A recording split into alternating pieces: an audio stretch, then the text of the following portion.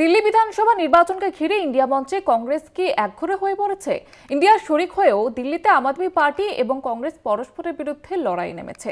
Samajwadi party এবং তৃণমূল বিধানসভা ভোটে আপের পাশে দাঁড়ানোয় ত্রিমুখী লড়াইয়ে বিজেপির সহযোগী বলে কংগ্রেসকে দুষছেন অরবিন্দ কেজরিওয়াল। ইন্ডিয়া মঞ্চে কংগ্রেসের নেতৃত্বের বিশ্বাসযোগ্যতা নিয়েই প্রশ্ন উঠেছিল সংসদের শীতকালীন অধিবেশনের শুরুতে।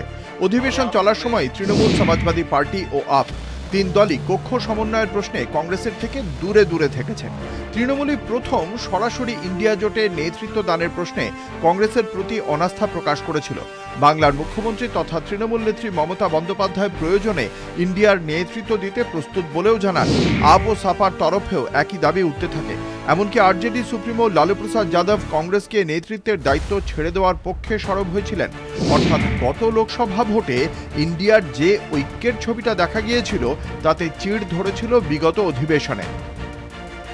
দিল্লি বিধানসভা নির্বাচনকে কেন্দ্র করে ইন্ডিয়ার অন্দরে বড়সড় ফাটল প্রকট হয়ে পড়েছে তৃণমূল সপার সঙ্গে উদ্ধবপন্থী শিবসেনার তরফে আপকে সমর্থনের বার্তায়।